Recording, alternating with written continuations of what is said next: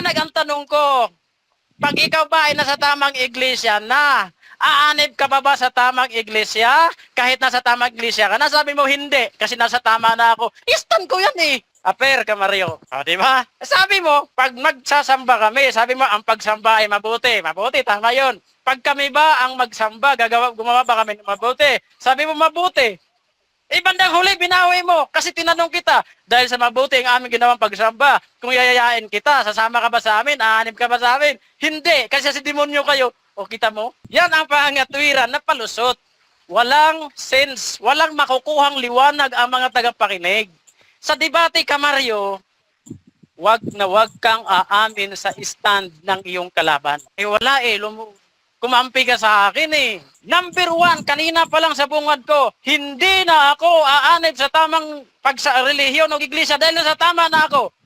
Ikaw di naman pala ganun din ang paninindigan mo. Di dapat wala tayong pagdidebate. Sagsayang lang tayo dito ng oras.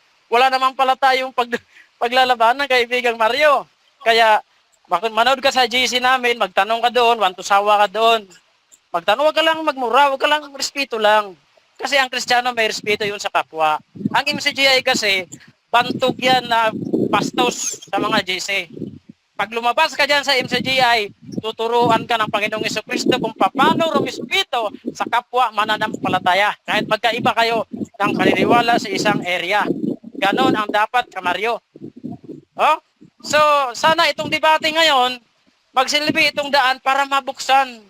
Makaalis ka sa kulungan ni Soriano, makalabas ka, pag nailabas ka na ni Kristo, dadalhin ka sa kanyang kulungan. So mga kapatid, dako tayo sa final conclusion. Mauna dito si Brother Mario bilang negatibo na hindi kailangan umanib sa tamang reliyon o sekta o mga samahan. Ayon sa Biblia, Bro Mario, your time starts now. Okay. Tingnan niya mga kapatid, sabi niya, dun sa Roma 12:9, kasi sabi doon, makisanib kayo sa mabuti. Tanong niya, nasa tamang iglesia ka na. Sasanib ka ba sa tamang iglesia? Sabi ko, pag nasa tamang iglesia ka na, bakit ka paaanib sa tamang iglesia? Nandoon ka na nga eh. Ang liit lang ng utak mo, gamunggu eh. Kasi nga, kaya sila tinuturuan ni Pablo na tinuturuan sila ni Pablo na umanib sa gawang mabuti kasi nga, merong nasa loob ng iglesia humihiwalay eh. Kaya laging paalala ni Pablo, kung mahihiwalay kayo, lagi kayong umanib sa mabuti. Yon.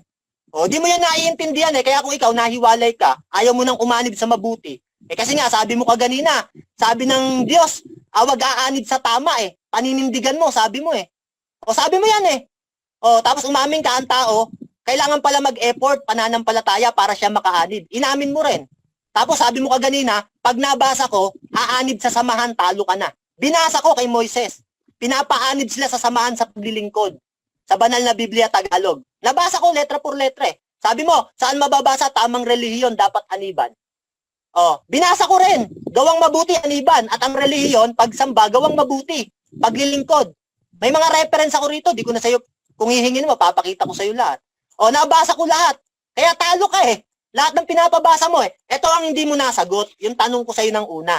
Kasi patutunayan mo na patutunayan mo na hindi na kailangan umanib sa tamang relihiyon. Yan yung paksa mo eh. Tinanong ko sa'yo, sabi ko sa'yo, tanong ko sa'yo, ganito, meron ka bang mababasa, sinabi ni Jesus, letra por letra, huwag kayong aanib sa tamang relihiyon? May mababasa o walang mababasa? Sagot mo, walang mababasa. Wala kang napatunayan eh. Ako may nabasa. Kailangang umanib sa samahan, pag nabasa ko, talo ka na, sabi mo. Binasa ko, letra por letra. Kailangang umanib sa relihiyon, sa gawang mabuti, binasa ko letra por letra, ikaw hanggang ngayon, basahin mo para manalo ka. Tanong ko sa'yo, ganito, meron ka bang mababasa, sinabi ni Jesus, letra por letra, huwag kayong aanib sa tamang relihiyon? Ang sagot mo, walang mababasa. Paano mo papapatunayan yung stand mo kung wala palang mababasa? Ako may nababasa eh. Ikaw walang nababasa. O kaya maniniwala lang sa'yo yung mga exiters na gamunggo utak. Kala ko pa naman magaling ka, pambihira to. Ang dami mong inamin eh. Kailangan palang umanib, sabi mo. O si Kristo ba at ang mga apostol pa nagsama-sama? O yung ba, yung kanila sa isang layunin at gawang mabuti? Kailangan mo bang umanib sa kanila sa tama? O hindi mo kailangang umanib? Sabi mo, kailangan umanib sa tama. Patutunayan mo, hindi kailangan umanib sa tama. Kinain mo eh. O ngayon, ngiti-ngiti ka ngayon. O yung Roma 12:9, gusto niyang pumuntos. Pinipilit niya. Nasa tama ka na, Eka. Bakit aanib ka pa sa tama? Meron kasing nasa tama, humihiwalay. Kaya paalala ni Pablo, makisanib kayo sa mabuti. Yan ang paalala. Lagi kayong makisanib sa mabuti. Kung nasa iglesia ka, humihiwalay ka, o maalala mo yung sinabi ni Pablo, makisanib ka sa mabuti. Kaya pasok doon ang iglesia eh. O balik ka sa iglesia, anib ka ulit. Ibalik mo yung iyong pananampalataya. Yung utak mo kasi gamunggo. Laging nakapaloob. Eka, nasa tama ka na. Bakit ka pa aanib sa tama? Okay. Ganun pa siya ng ganun. Ang bihira ko. Alam mo, ang daming makakapanood ng video na to. Pagtatawanan ka eh. Oh, ang dami mong inamin eh. Unang mga tanong pa lang, inamin mo na. Sabi mo, kailangan palang umanib ang tao. Tapos tinanong kita, sabi ko sa'yo kaganino. Tanong ko sa'yo, ganito, sabi mo, hindi na kailangang umanib sa tama. Tanong ko sa'yo, yung bang kinakaaniban ni Pablo at ni Sostenes na iglesia ng Diyos na nakasulat sa Biblia, tama ba yon o mali? Yung kinakaaniban nila, sabi mo, tama. Kailangan talagang umanib sa tama. At yung pag-anib na gagawin, kailangan may pananampalataya ka. May effort ang tao. Tanggap mo eh, kung walang pananampalataya ang tao, walang effort, hindi siya makakaanib. Sa makatuwid, ang tao ang gagawa para makaanib siya sa pamamagitan ng pananampalataya. Tinanggap mo yan eh. Nililis-lis mo lang, nililito mo eh. Tapos dadali lang ka pa, Eko. Ang pagkalito ay tanda ng pagkatalo, ikaw ang nalilito. Ang dami mong sagot eh. Sasampalataya, effort ng tao, makakapasok sa pag-anib. Pero si Kristo ang magdadagdag. May pero. Dalawa lagi sagot mo. Ang tao, sasampalataya, makakaanib. Pero si Kristo na ang magdadagdag. Oh. Tanggap mo eh. Laging una yung pananampalataya eh, bago idadagdag ni Kristo. O ibig sabihin, may effort yung tao. Laging una ang pananampalataya. At ang pananampalataya ang magiging daan ng pag-anib. Eh kung hindi ka sasampalataya, makakaanib ka ba? Sabi mo, hindi. Oh, kinain mo eh. Pahiya ka ngayon. Oh, ang linaw, di ba? Sa'yo lang magulo eh. Kasi iglesia ka ng iglesia eh. Patutunayan ang tamang relihiyon ay hindi na kailangang aniban o samahan. Masama ka eh. Tama, hindi aaniban. Sama okay, mo. So, dako tayo sa ating final conclusion. Proceed, bro. Adi. Okay, mga kapatid. So, nakita nyo naman kung makikita nyo yung video na ito, hihiramin natin ito kay Brother Siang. Ang aking stand, mga kapatid, mga kaibigan, mga kababayan, ang katwiran ko, bakit hindi na kailangang umanib sa tamang relihiyon o iglesia kasi andun ka na sa pamamagitan ng iyong pananampalataya. Pag andun ka na, kaanib ka na, ba't ka pa aanib? Andun ka na nga dahil lang sa iyong ginawang pananampalataya. Wala naman kaming pagtatalo doon, siya man, amidado siya na sa pamamagitan ng pananampalataya, makaanib o isasanib ka ng Diyos doon. Makaanib ka dahil isasanib ka. Yun ang ibig sabihin diyan, kapatid na Mario. Pero yung on effort mo na pumunta sa iglesia na ikaw lang, walang pananampalataya, di ka talaga makaanib. Kaya pareha tayo dyan ng stand. O ngayon, ang tanong ko sa kanya kanina, kung ikaw ba ay nasa tamang iglesia ba o iglesia na, aanib ka pa ba sa tamang iglesia gayong nasa tama ka na? Kasi yan ang stand ko eh. Hindi na ako aanib sa tamang iglesia kasi nasa tamang iglesia na ako. Yun ang stand ko. Ngayon tinanong ko siya, pinakonfirm ko sa kanya 2 beses. Brother Mario, pagka ikaw ba ay nasa tamang iglesia, aanib ka pa ba sa tamang iglesia kahit nasa tama ka na? Ang sagot niya, hindi. O di pareha kami, sumang-ayon siya sa akin. Dapat giniba niya yung aking rason. Dapat naghanap siya ng talata na kahit kaanib ka na, makakaanib ka pa muli. O hindi, sabi niya, pag nasa tama ka na, hindi ka na dapat aanib sa tama kasi nasa tama ka na. Pinakonfirm ko 2 tanong, di ba? Nalata nyo kanina. Kasi yun ang stand ko. Hindi na ako aanib sa tama kasi nasa tama na ako dahil sa ako'y sumampalataya. Nag-confirm siya, hindi na daw siya aanib sa tamang iglesia dahil nasa tama na siya. E di wala nga kaming pinaglalabanan, kakampi ko pala siya. Nalito nga siya. Nalito siya. Sa Bible, si Pablo ang mga kadebate niya, nilito ni Saulo ang mga Hudyo, kasama doon si Mario na nalito.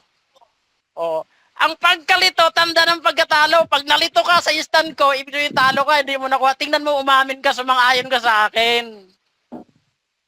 nanindigan ka na kahit nasa tama ka, aanib ka pa rin sa tamang iglesia. Kasi yun ang stand ko, pag nasa tama na, hindi na aanib.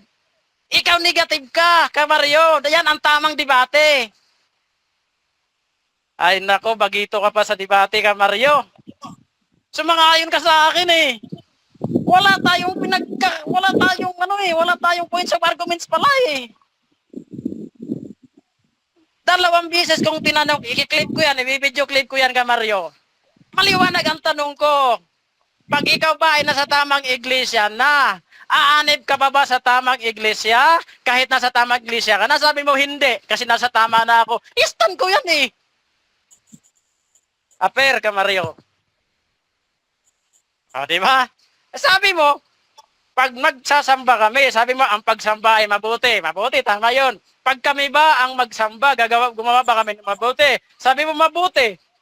Bandang huli, binawi mo. Kasi tinanong kita, dahil sa mabuti ang aming ginawang pagsamba, kung yayayain kita, sasama ka ba sa amin? Aanib ka ba sa amin? Hindi, kasi si demonyo kayo. O, kita mo? Oh.